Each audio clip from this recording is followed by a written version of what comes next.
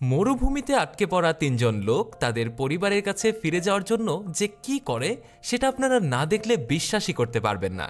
কিন্তু এত কষ্ট করে আর এত দুর্গম পথ অতিক্রম করে তারা কি তাদের পরিবারের কাছে আদৌ ফিরতে পারবে, নাকি উত্তপ্ত মরুভূমিতে তৃষ্ণার ক্ষুধায় তাদের জীবন দিয়ে দিতে হবে?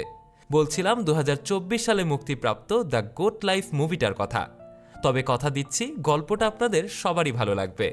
গল্পের শুরুতেই দুজন লোককে দেখানো হয়। এই নীল শার্ট পরা লোকটার নাম নাজির, আর সঙ্গে তার বন্ধু হাকিম। এরা দুজনেই কেরালায় থাকে, আর এখন তারা সৌদি আরব এসেছে একটা কাজের সন্ধানে। তারা সৌদি আরব এয়ারপোর্টে নামার পরই তাদের কাফিলের জন্য অপেক্ষা করে যে এসে তাদের কাজের জায়গায় নিয়ে যাবে। তারা সেখানে অনেকক্ষণ অপেক্ষা করার পর দেখে তাদের সঙ্গে আসা কিছু লোককে তাদের কাফিল এসে নিয়ে যাচ্ছে, কিন্তু নাজিরদের কাফিল এখনও আসছে না। এর জন্য তারা খুব চিন্তায় পড়ে যায়। নাজির আর হাকিম সেখানে থাকা একজন লোককে গিয়ে তাদের কাফিলের কাছে ফোন করার জন্য অনুরোধ করে। লোকটা তাদের কাছ থেকে নাম্বার নিয়ে ফোন করলে রিং হয় ঠিকই, কিন্তু ওপার থেকে কেউই ফোনটা রিসিভ করে না। তখন লোকটা বলে, তোমরা চিন্তা করো না তো, আজ শুক্রবার, এখানে ছুটির দিন, এজন্য হয়তো তার আসতে একটু দেরি হচ্ছে। তোমরা এখানে একটু অপেক্ষা করো, দেখো সে ঠিকই চলে আসবে। এই কথা শুনেই নাজির আর হাকিম সেখানে অপেক্ষা করতে থাকে। নতুন জায়গা, তারা দুজন কিছুই চেনে না। অপেক্ষা করতে করতে দুপুর গড়িয়ে সন্ধ্যা নেমে আসে, কিন্তু তখনও তাদের কাফিল এসে পৌঁছায় না। তখনই সেখানে একজন সৌদিয়ান মধ্যবয়স্ক লোক এসে কাউকে খুঁজতে থাকে। লোকটা আরবিতে কথা বলে। এদিকে নাজির আর হাকিম তো আরবি ভাষা বোঝেই না, তাই লোকটার কোনো কথাই তারা বুঝতে পারে না, আর তারাও লোকটাকে কিছুই বুঝাতে পারে না। তাই সেই লোকটা সেখান থেকে একসময় চলে যায়। তখন তারা দুজন আবারও সেখানে দাঁড়িয়েই অপেক্ষা করতে থাকে। সেই সৌদিয়ান লোকটা তখন ঘুরে ফিরে আবারও নাজির আর হাকিমের কাছে এসে তাদের পাসপোর্ট ভিসা চেক করে। এরপর সেই লোকটা ওদের দুজনকে ইশারা করে তার গাড়িতে ওঠার জন্য, কিন্তু সৌদি লোকটার গাড়িটা ছিল একেবারেই ভাঙাচোরা। আর ওদের আগের যে লোকগুলোকে নিয়ে যাওয়া হয়েছে তাদের গাড়িগুলো দেখতে অনেক সুন্দর ছিল। এটা নিয়ে তো তারা দুজন একটু দ্বিধাদ্বন্দ্বের মধ্যে পড়ে যায়, কিন্তু তারপরও তারা সেই গাড়িতে উঠে পড়ে। গাড়িতে ওঠার পর নাজির হাকিমকে বলে, সারাদিন এত টেনশনের মধ্যে আমরা তো আমাদের বাড়িতে ফোন করতেই ভুলে গেছি। তখন নাজির সেই সৌদিয়ান লোকটাকে ফোন করার জন্য কোথাও একটু দাঁড়াতে বলে, কিন্তু সেই লোকটা তাদের কোনো কথাই না শুনে চুপচাপ তাদের বসে থাকতে বলে। এদিকে রাতের বেলা তাদের ঠান্ডা লাগতে শুরু করে। তখন নাজির হাকিমের গায়ে একটা চাদর জড়িয়ে দেয় আর নিজেও একটা মাফলার পেঁচিয়ে নেয়।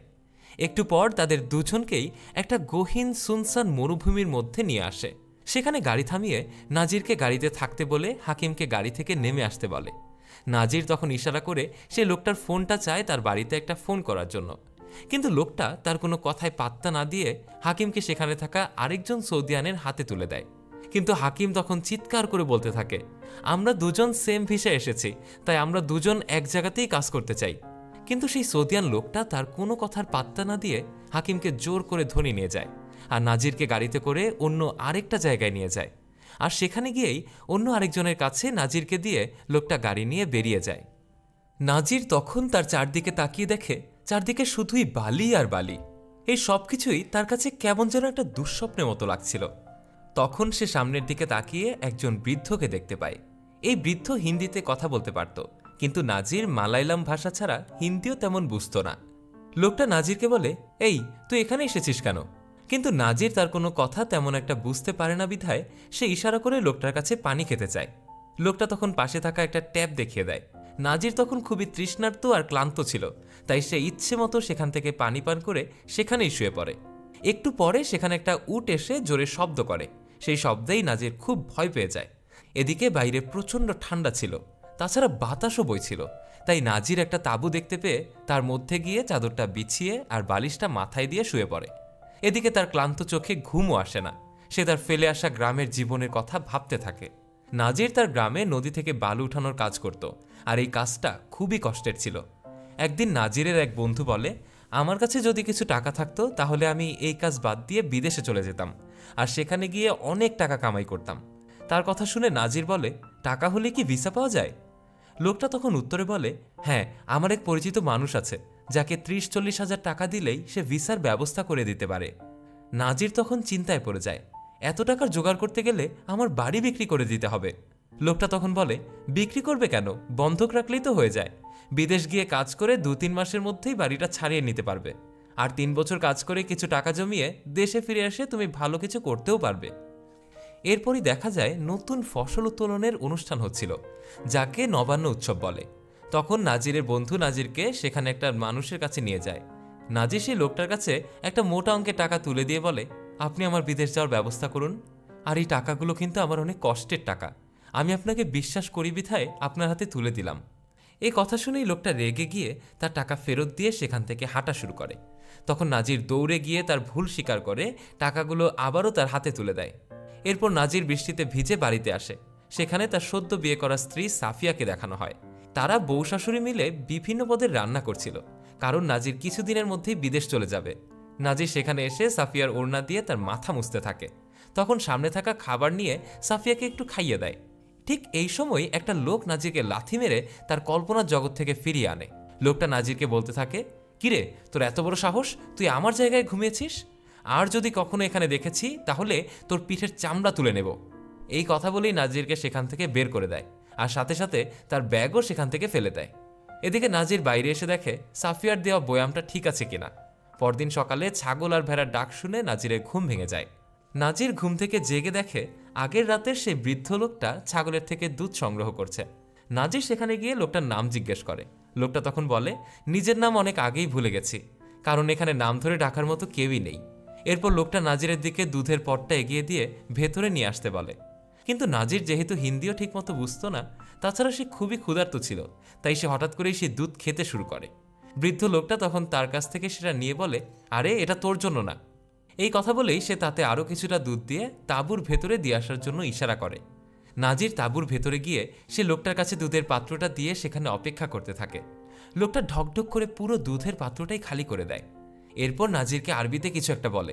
নাজির তার কোনো কথাই বুঝতে পারে না। নাজির তখন তার পা দুটো জড়িয়ে ধরে বলে, আপনি আমাকে বাড়িতে পৌঁছে দেওয়ার ব্যবস্থা করুন। এদিকে লোকটা তার কোনো কথাই না শুনে তাকে লাথি মেরে সেখান থেকে বের করে দেয়। নাজির তখন আর কি করবে, সে কাঁদতে থাকে। এদিকে বৃদ্ধ লোকটা বলে, এখানে কেঁদে কোনোই লাভ নেই, তোর চোখের পানিতে ওদের মন একটুও গলবে না। ঠিক সেই সময় গতরাতে যে লোকটা নাজিরকে এখানে রেখে গিয়েছিল সেই লোকটা গাড়ি নিয়ে আসে। তাকে দেখতে পেয়েই নাজির দৌড়ে তার কাছে যায়, কিন্তু লোকটা কোনো কথা না বলে নাজিরের কাঁধে একটা আটার বস্তা তুলে দেয়। নাজির আটার বস্তা ভেতরে রেখে এসে তাকে আবারও খুব অনুরোধ করতে থাকে, কিন্তু লোকটা তার কোনো কথার গুরুত্বই দেয় না। নাজির তখন তার ব্যাগ থেকে তার পাসপোর্টটা বের করে তাদেরকে দেখায় আর বলে, আমি ইন্ডিয়া থেকে এখানে কাজ করতে এসেছি, আর আপনারা আমাকে কোথায় নিয়ে এসেছেন? তখন নাজিরের হাত থেকে ওই লোকটা পাসপোর্টটা কেড়ে নিয়ে সেটা টুকরো টুকরো করে ফেলে দেয়, যা দেখে নাজির খুবই ভেঙে পড়ে। এরপর সেই সৌদিয়ানরা তাঁবুর ভেতরে গিয়ে রুটি বানাতে শুরু করে আর নাজিরকে সেখানে ডাকে রুটি খাওয়ার জন্য। যেহেতু নাজির আগের রাত থেকে কিছুই খায়নি, তাই সে খুবই ক্ষুধার্ত ছিল। ইচ্ছে না থাকা সত্ত্বেও সে তাঁবুর ভেতরে যায়। সৌদিয়ান লোক দুজন নাজিরকে অর্ধেকটা রুটি ছিঁড়ে দেয় আর তাকে পানি দিয়ে ভিজিয়ে খাওয়ার নিয়ম শিখিয়ে দেয়। তখন নাজিরের দু চোখ বেয়ে অঝরে পানি পড়তে থাকে। তারপর দেখা যায় সেই বৃদ্ধ লোকটা ভেড়া আর ছাগল চড়াচ্ছে। নাজির লোকটার কাছে গিয়ে বলে, মেইন রোড কোন দিকে? লোকটা তখন বলে, রোড কি জানি, কত দূর হবে, হয়তো বহু দূর। এই কথা বলেই লোকটা তার কাজে লেগে পড়ে। নাজির একটা পরিত্যক্ত গাড়ির ভেতরে বসে চাঁদের দিকে চোখ পড়তেই তার প্রিয়তমা স্ত্রীর কথা মনে পড়ে যায়। একদিন তারা দুজন শুয়ে গল্প করছিল, তখন তার স্ত্রী তাকে বলেছিল, তুমি যখন বিদেশ চলে যাবে তখন চাঁদের দিকে তাকিয়ে আমার কথা ভেবো, কারণ তুমিও যে চাঁদের নিচে থাকবে আমিও সে একই চাঁদের নিচে থাকবো, তখন আমাকে তোমার অনেক কাছে মনে হবে। নাজির যেদিন বিদেশে যাওয়ার জন্য রওনা হচ্ছিল সেদিন তার মা আর স্ত্রীও তাকে বিদায় দেওয়ার জন্য রেল স্টেশনে আসে। যত দূর পর্যন্ত দেখা যায় তার স্ত্রী তত দূর পর্যন্ত সেখানে দাঁড়িয়ে থাকে, নাজিরকে দেখতে থাকে আর কাঁদতে থাকে। এবার নাজির কল্পনার জগৎ থেকে বাস্তবে ফিরে তাকিয়ে দেখে সেখানে একটা পানির গাড়ি এসে দাঁড়িয়েছে। নাজির দৌড়ে এসে লোকটাকে বলে, ভাই আপনি কোথা থেকে এসেছেন, আমাকে শহরে নিয়ে যাবেন? কিন্তু লোকটা মালায়ালাম ভাষা বুঝতে পারে না, তাই তার কোনো কথার উত্তরও দিতে পারে না। ঠিক তখনই সেখানে সেই সৌদি লোকটা চলে আসে আর ড্রাইভারের কাছে জিজ্ঞেস করে ও কি বলছিল, কিন্তু ড্রাইভার কিছুই বলে না, কারণ ড্রাইভার তো তার কোনো কথাই বুঝতে পারেনি। লোকটি তখন তার মাথা থেকে একটা চাবুক বের করে নাজিরকে মারতে থাকে, কিন্তু নাজির কিছু বুঝতে না পেরে তার চাবুকটা চেপে ধরে। এতে লোকটা আরও রেগে যায় আর সে দৌড়ে গিয়ে একটা বন্দুক বের করে নিয়ে আসে। ড্রাইভারটা তখন তাকে আটকানোর চেষ্টা করলে সে ড্রাইভারকেও সেখান থেকে সরিয়ে দেয়। নাজির তখন বন্দুকটাও ধরে ফেললে সৌদিয়ান লোকটা আরও রেগে গিয়ে নাজিরকে একটা জোরে লাথি মেরে ফেলে দেয় আর বন্দুকের বাট দিয়ে আঘাত করে তাকে অজ্ঞান করে ফেলে। এসবের ভেতরে ট্যাঙ্কিতে পানি ফুল হয়ে নিচে পড়ছিল। সৌদিয়ান লোকটা তখন ড্রাইভারকে খুব বকাবকি করলে ড্রাইভার সেখান থেকে চলে যায়। এদিকে নাজিরের জ্ঞান ফিরে আসলে সে উঠে দাঁড়ানোর শক্তি পায় না। তখন তার চোখের সামনে ভেসে ওঠে পুরনো তার সুখের দিনগুলো। নাজির তখন তার স্ত্রীর নাম ধরে চিৎকার করে ডেকে ওঠে, কিন্তু এই মরুভূমিতে তার ডাক আবারও প্রতিধ্বনি হয়ে তার কানেই ফিরে আসে। এভাবেই এই মরুভূমিতে তার রাত কেটে যায়। পরদিন সকালবেলা খামারের মালিকের ডাকে তার ঘুম ভাঙে। লোকটা নাজিরকে ইশারা করে দুধ সংগ্রহ করতে বলে, কিন্তু নাজির বলে, আমি তো দুধ দোহাতে পারি না, সেই চাচা কোথায়? লোকটা তার কোনো কথার জবাব না দিয়ে তাকে দুধ দোহাতে বলে। নাজির বুঝতে না পেরে ভেড়ার পেছন থেকে দুধ সংগ্রহ করতে যায়। ভেড়া তখন তাকে লাথি মেরে ফেলে দেয়। লোকটা তখন নাজিরকে ইশারায় বোঝায় এক পাশ থেকে দুধ সংগ্রহ করতে হয়, আর পেছন থেকে দুধ সংগ্রহ করতে গেলে এভাবেই লাথি খেতে হয়। এই কথা বলেই লোকটা সেখান থেকে চলে যায়, আর নাজির আবারও চেষ্টা করতে থাকে। তবে এবার সে দুধ দোহাতে সফল হয়। আর এখান থেকেই শুরু হয় নাজিরের মরুভূমিতে ছাগল আর ভেড়া চড়ানোর জীবন। তখন সেখানে দুটো ভেড়ার মধ্যে যুদ্ধ শুরু হয়ে যায়। নাজির তখন তাদের থামানোর জন্য তাদের উপর লাঠি দিয়ে আঘাত করে। এতে সেই ভেড়াগুলো রেগে গিয়ে নাজিরকে তাদের শিং দিয়ে জোরে গুঁতা দেয়, আর নাজির সেখানেই পড়ে যায়। সে আবারও ওঠার চেষ্টা করে, কিন্তু আরেকটা ভেড়া এসে তাকে আবারও আঘাত করলে সে সেখানেই পড়ে যায়। তখন সেই খামার মালিক সেখানে এসে গুলির শব্দ করলেই ভেড়াগুলো সেখান থেকে পালিয়ে যায়। এভাবেই মরুভূমির মধ্যে ছাগল ভেড়া চড়াতে চড়াতে তার বেশ কয়েক মাস কেটে যায়। এখন নাজিরের কাপড়ের চেহারা পাল্টে গেছে। সেখানে থাকা একটা গাড়ির লুকিং গ্লাসে নাজির তার চেহারা দেখে নিজেকে চিনতেই পারে না, কারণ তার চুল মোচ দাড়ি অনেক লম্বা হয়ে গেছে। তাছাড়া এই মরুভূমির উত্তপ্ত বালুতে থাকতে থাকতে তার কাপড় চোপড়ের সঙ্গে তার চেহারার রঙও পাল্টে গেছে। সে রেগে গিয়ে গাড়ির গ্লাস ভেঙে দেয়। তখন সৌদিয়ান লোকটা এটা দেখতে পেয়ে তার উপর অনেক চিৎকার করতে থাকে। নাজির সেই ভেঙে যাওয়া কাচের টুকরো থেকে এক টুকরো নিয়ে নিজেই তার দাড়ি কাটার চেষ্টা করে, কিন্তু সে কিছুতেই তার এই লম্বা দাড়িগুলো কাটতে পারে না। তাই একা একা সে খুবই কাঁদতে থাকে। তখনই সে ভাবতে থাকে এভাবে কেঁদে আসলে কিছুই হবে না, তাকে কিছু একটা করতেই হবে। এরপর নাজির একটা পাহাড়ের উঁচুতে উঠে যায়, আর সেখান থেকে তাকিয়ে দেখে দূরে কিছু শকুন কিছু একটা ছিঁড়ে খাচ্ছে। সে দৌড়ে সেখানে এসে শকুনগুলোকে তাড়িয়ে দেখতে পায় এটা সেই বৃদ্ধ লোকটা। তখন সেই শকুনগুলো নাজিরের উপর আক্রমণ শুরু করে দেয়। নাজিরও শকুনগুলোকে তাড়াতে চেষ্টা করে। একসময় নাজির তাদের সঙ্গে পেরে না ওঠায় সেখান থেকে সরে আসে। পরদিন সকালবেলা নাজির যখন ছাগল চড়াচ্ছিল, হঠাৎ করেই সে তার হাত থেকে লাঠিটা ফেলে দিয়ে দৌড়াতে থাকে। কিন্তু সেই খামার মালিক নাজিরকে দূরবীন দিয়ে পালাতে দেখতে পায়। খামার মালিক নাজিরকে দাঁড়াতে বলে, কিন্তু নাজির তার কোনো কথাই শোনে না। তখন সে বন্দুক দিয়ে নাজিরের পায়ে একটা গুলি করে দেয়, আর নাজির সেখানেই পড়ে যায়। লোকটা তখন নাজিরের কাছে এসে উটের পিঠ থেকে নেমে বন্দুকের বাট দিয়ে তার পা আর হাতে আঘাত করতে থাকে। এরপর তাকে সেখান থেকে এনে ভেড়ার খামারে বেঁধে রাখা হয়। এখন তার হাত পায়ের অবস্থা খুবই খারাপ। এদিকে তৃষ্ণায় যেন তার বুক ফেটে যাচ্ছে। তাই সে কোনো রকমে তার বাঁধন খুলে ভেড়া যেখানে পানি খায় সেখান থেকে পানি পান করতে থাকে। এরপর কেটে যায় কয়েকটা বছর। নাজির এখন পুরোপুরিভাবে ভেড়া চড়ানোতে মন দিয়েছে, আর তার পোশাক আশাকগুলো সেই চাচার মতো হয়ে গেছে। হয়তো চাচার মতো সে তার নিজের নামও ভুলে গিয়েছে। একদিন হঠাৎ করেই আকাশে ঘন কালো মেঘ দেখা যায়, আর শুরু হয় শিলাবৃষ্টি। নাজির তার ছাগলগুলো শিলাবৃষ্টির হাত থেকে রক্ষা করার জন্য একটা পাহাড়ের নিচে এসে আশ্রয় নেয়। বৃষ্টি থেমে যায়। নাজির পাহাড় বেয়ে অপর পাশে চলে আসে, আর সেখানে এসেই সে অন্য আরেকজনকে দেখতে পায়। নাজির তখন হঠাৎই খেয়াল করে দেখে, আরে এটা তো তার বন্ধু হাকিম। সে খেয়াল করে তার বন্ধুরও তার মতোই অবস্থা হয়ে গেছে। বড় বড় চুল দাড়ি, তাকে দেখে যেন চেনাই যায় না। কিন্তু বহুদিন পর আজ দুজন বন্ধু একসঙ্গে হয়ে দুজন দুজনকে জড়িয়ে ধরে কাঁদতে থাকে। এ যে কি হৃদয় বিদারক দৃশ্য তা আপনারা না দেখলে বিশ্বাসই করতে পারবেন না। তাদের এই কান্না দেখে বিশ্বাস করুন, আমার চোখেও পানি চলে এসেছে। আপনাদের আমার মতো কার কার চোখে পানি এসেছে তা অবশ্যই আমাকে কমেন্টে জানাতে ভুলবেন না। এরপর যে যার কাজে চলে যায়। এভাবেই তাদের দিন কাটতে থাকে।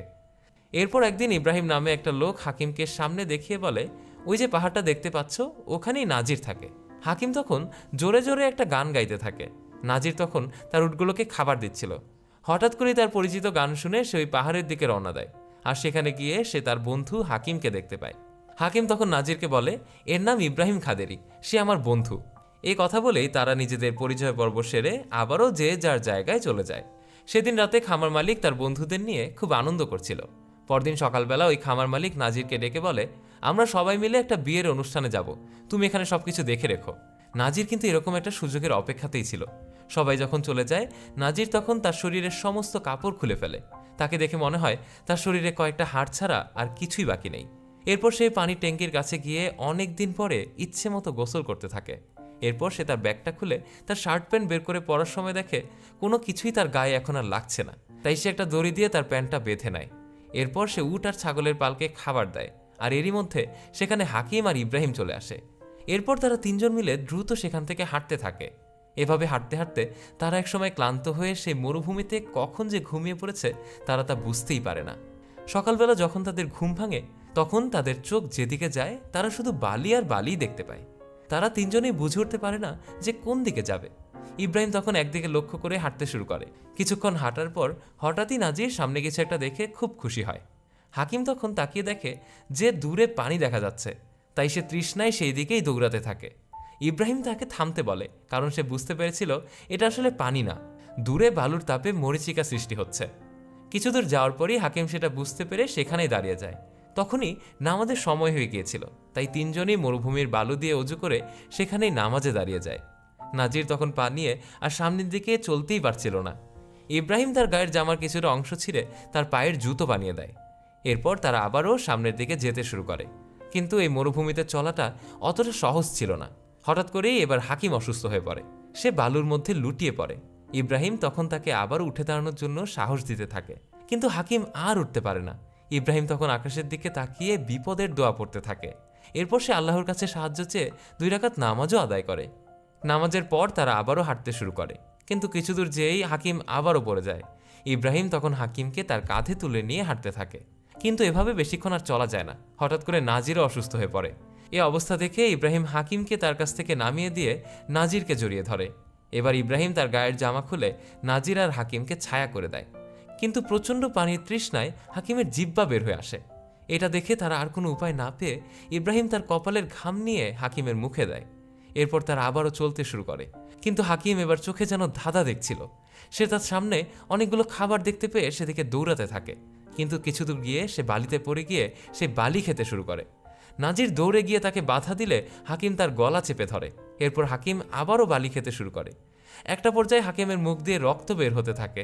নাজির তখন দৌড়ে ইব্রাহিমের কাছে গিয়ে কিছু একটা করতে বলে, কিন্তু ইব্রাহিম বুঝতে পারছিল হাকিমের সময় শেষ হয়ে গেছে। নাজির দৌড়ে গিয়ে হাকিমের মাথা তার কোলের উপর তুলে নিয়ে তাকে ডাকতে থাকে আর কাঁদতে থাকে। ইব্রাহিম তখন দূরে তাকিয়ে দেখে একটা বালির ঝড় তাদের দিকে ধেয়ে আসছে। এটা দেখেই ইব্রাহিম নাজিরকে নিয়ে সেখান থেকে পালাতে থাকে, আর সেখানেই হাকিমের নিথর দেহটা পড়ে থাকে। একটা সময় বালুর ঝড়ে হাকিমের দেহটা বালুর নিচে চাপা পড়ে যায়। এদিকে নাজির আর ইব্রাহিমও বালুতে আটকা পড়ে। এরপর সকাল হয়। নাজিরের পা দুটো আর চলছিল না। ইব্রাহিম তখন তার পায়ের জুতো খুলে নাজিরের পায়ে পরিয়ে দেয়। এদিকে নাজিরকে দেখায় দূরে কিছু গাছ দেখা যাচ্ছে। ইব্রাহিম তখন দুহাত তুলে পরম করুণাময়ের কাছে দোয়া করতে থাকে, আর নাজির সেই দিকে দৌড়াতে থাকে। কিন্তু ইব্রাহিম জানতো হঠাৎ করে বেশি পানি পান করলে তারা অসুস্থ হয়ে যেতে পারে, তাই সে নাজিরকে কোনো রকমে আটকিয়ে রাখে। এরপর সে একটা কাপড়ের অংশ ভিজিয়ে নাজিরকে পানি পান করাতে থাকে, যাতে সে একেবারে বেশি বেশি পানি পান না করে ফেলে। এরপর নাজিরকে সেখানে শুইয়ে রেখে সে আশপাশটা ঘুরে দেখছিল। তখনই হঠাৎ করেই সেখানে একটা পেপসির বোতল পায়, আর সেখানে একটা বিস্কিটের প্যাকেট উড়ে আসতে দেখে। বালির দিকে তাকিয়ে তারা একটা গাড়ির চাকার দাগও দেখতে পায়। এসব দেখেই তারা বুঝতে পারে আশেপাশে কোথাও জনবসতি আছে, কিন্তু একটু পরেই তারা বুঝতে পারে তাদের ধারণাটা আসলে ভুল। এভাবেই সেখানে রাত নেমে আসে।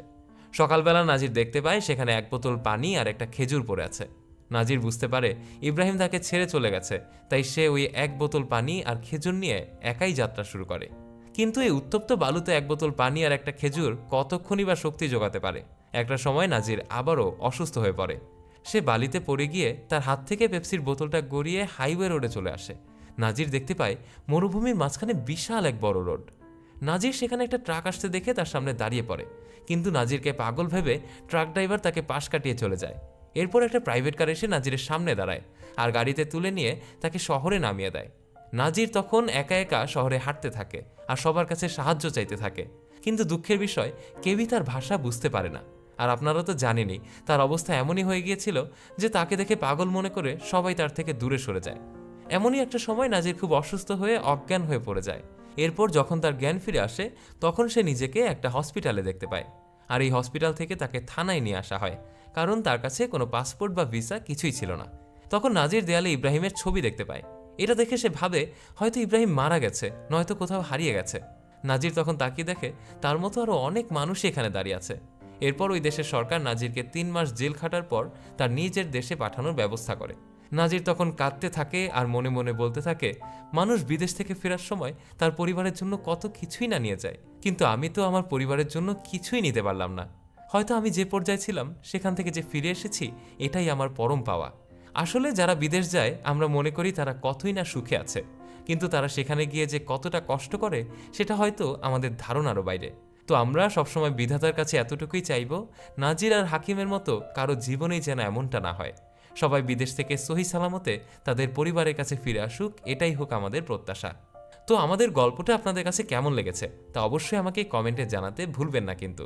আর এরকম নতুন নতুন গল্প পেতে আমাদের চ্যানেলটা সাবস্ক্রাইব করা না থাকলে সাবস্ক্রাইব করার অনুরোধ রইল। আজ এই পর্যন্তই, ফিরে আসবো আপনাদের মাঝে আবারও কোনো নতুন গল্প নিয়ে। সে পর্যন্ত সবাই ভালো থাকবেন, সুস্থ থাকবেন, আর অবশ্যই বিদেশে যাওয়ার আগে কোন কাজে যাচ্ছেন সেটা ঠিক করে নেবেন।